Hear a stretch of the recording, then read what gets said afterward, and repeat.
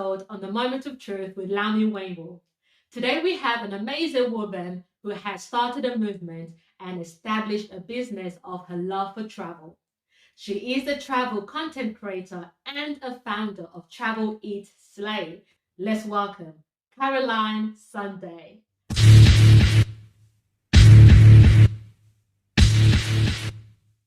Thank you for having me. Thank you. Thank you for joining us today. I know you do a lot of traveling and all that, from one country to another. What inspired you? To me, I just felt like when we go to travel, when anybody travels, they bring back a souvenir when they come from that country, whether it's a fridge magnet, whether it's a key ring, whatever it is, it's symbolic to the destination that you have traveled to. And I felt like, why don't we take something to that destination? Or like, why? I basically just wanted to create something that travelers would be able to travel, take along their trips with them. And what better way than clothing? Everybody has an outfit that they wear when they travel, whether it's like lazy jogging bottoms, whether you dress up like Beyonce at the airport, whatever it is, you take that souvenir with you, you take that statement with you. And I just wanted to create something for travelers to take along their travels and make a statement while they're traveling.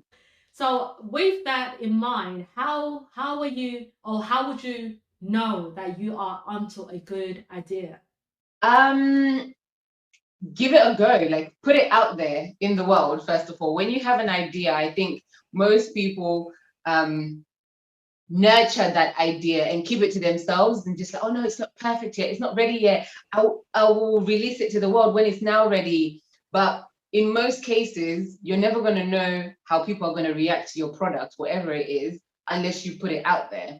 And to me, that's how I started, because I was physically doing the action or the thing, which is traveling, which is what my product was to be used for.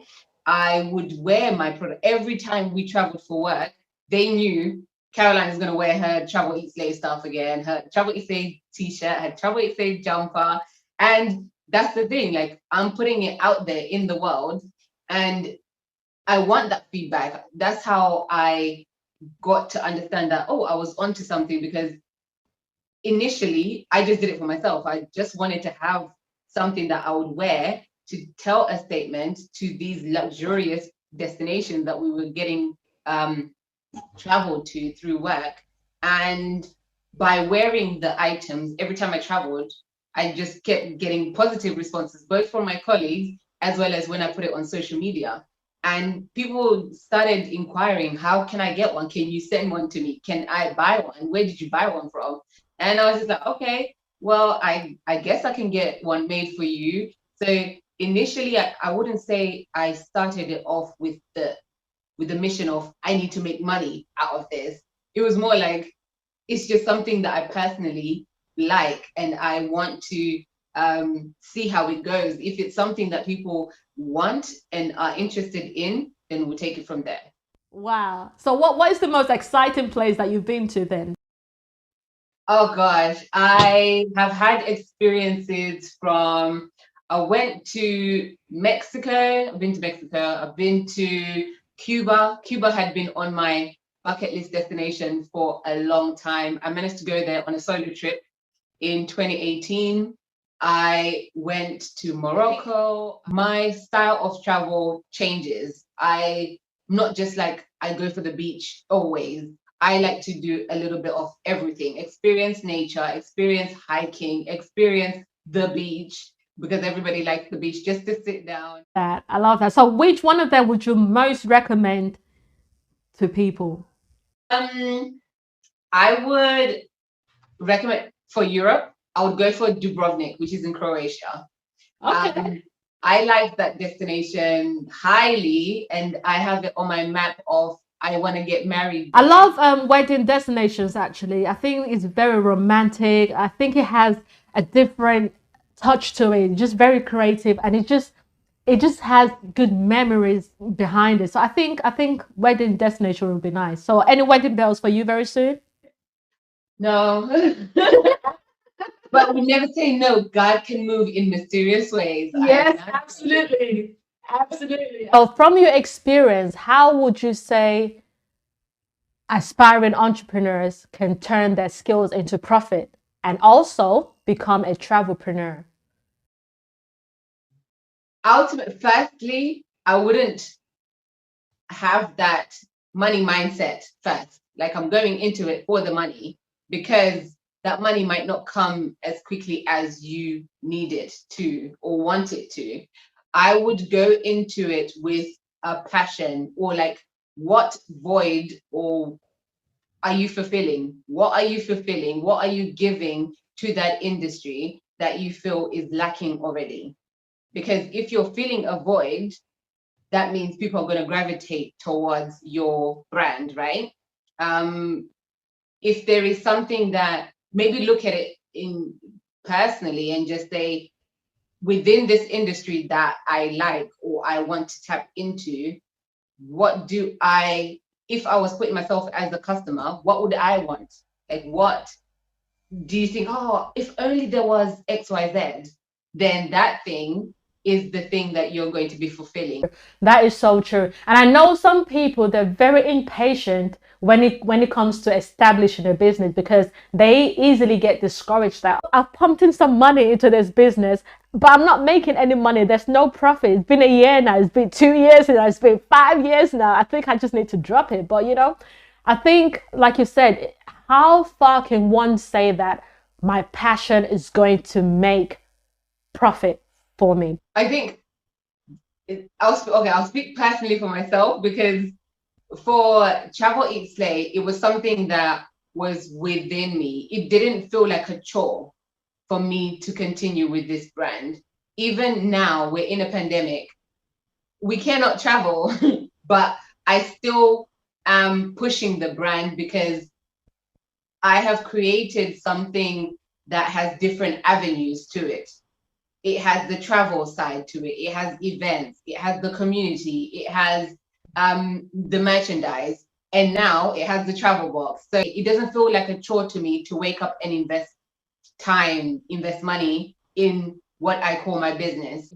It's vital for any aspiring entrepreneur to tap into your passion. If it's something that you're not passionate about, when it gets tough, when those sales are not coming in, you're always going to be quick to be like, oh, yeah, I did try. It's not really working out for me. So, Caroline, once the world is safe enough, what are the most important travel accessories to have in 2021? Like, our buzzword for 2020 and 2021 is staying sanitized and safe, right? So you have to have your antibacterial, whether it's wipes or it's the hand sanitizer, you gotta have that. As I would put in hand sanitizer, wipes, and tissue in the same bracket. That's just one thing you must have at all times. I would also go for a battery pack. So like a portable charger, basically, so that you never run out of any battery while you're traveling, right? And I would also, it's a minor thing, but I think it's something that people forget, which is a pen. A pen, a pen, a pen. Why I say that? Even though you might say, oh, that's not really essential. I have had situations where I've traveled to destinations where you require to fill out the immigration forms, right? And I was delayed like at least 30 minutes to get out of the airport because I didn't have a pen. And everyone else I was asking, some people are just like a few, oh, I don't really want to share my pen, or they were not speaking English. And I was like, oh, okay, great. But I would say at least a pen is essential, depending on the destination that you're going to, but also trying to limit contact with other people is a big thing that's going to happen once we are able to travel, right? So rather than you sharing a pen with someone who's put it in their mouth or done whatever with it, have your own stuff. So I know you have the travel subscription box coming soon. Oh wow, you have it there with you. I have the travel Awesome. bag. Oh wow. So This is so cute. It's actually so cute. I love it. thank you, thank you. So tell me So more about this box. the essence of this box is situations like I just explained. The travel box is a subscription service, so we will be including 5 essential items every quarter.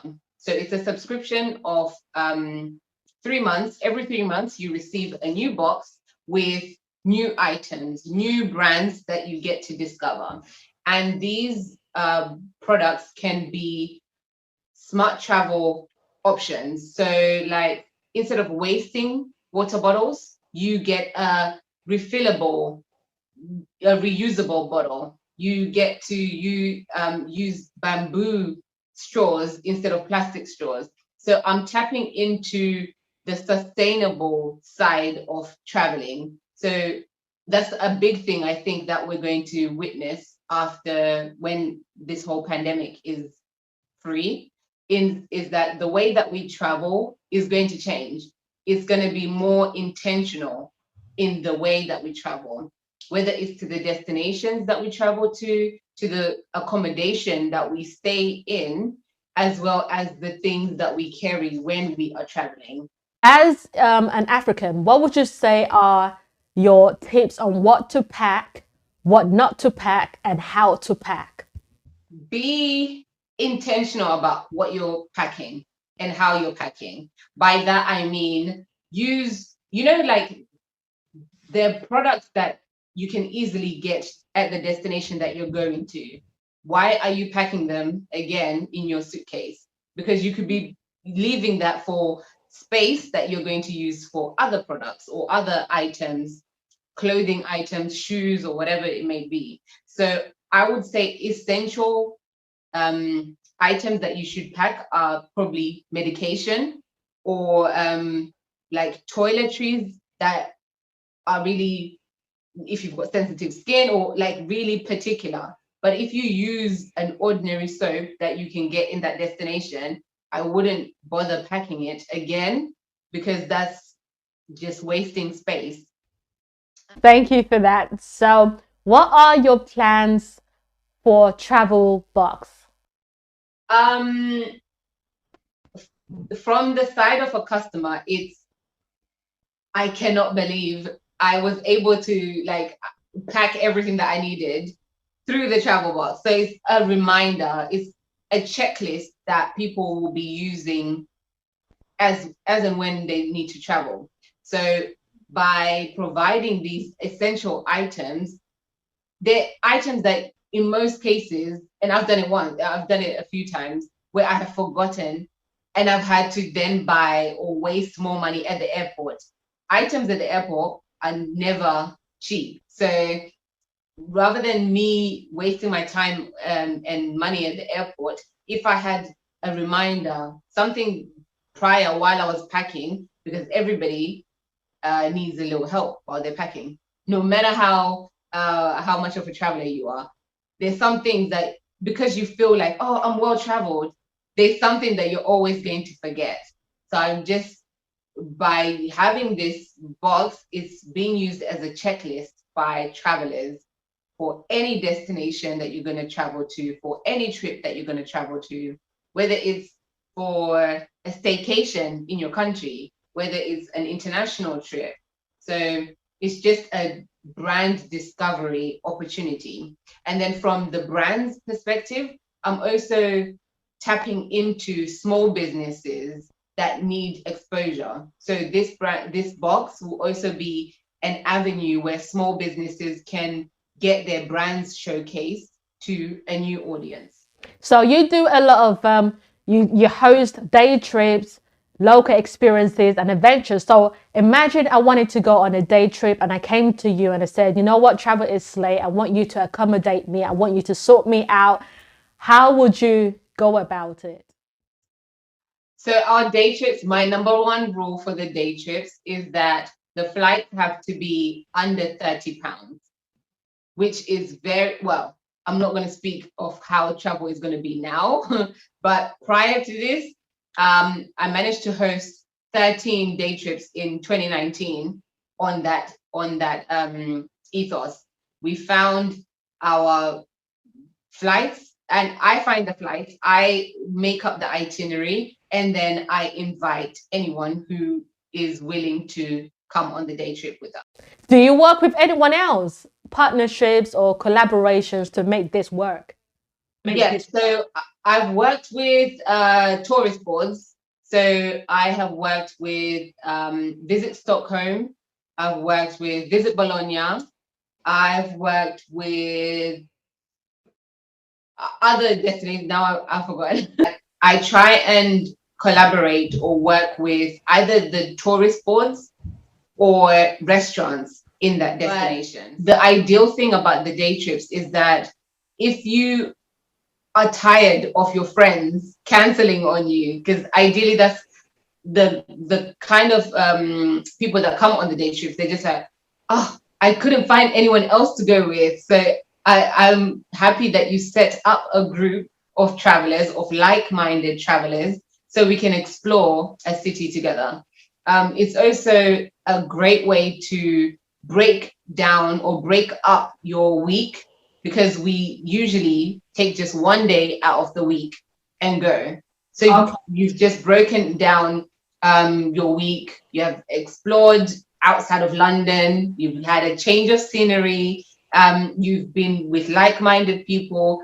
The trips, although they mainly attract Black travelers, Black female travelers, they're open to everybody. I've had guys on the trip.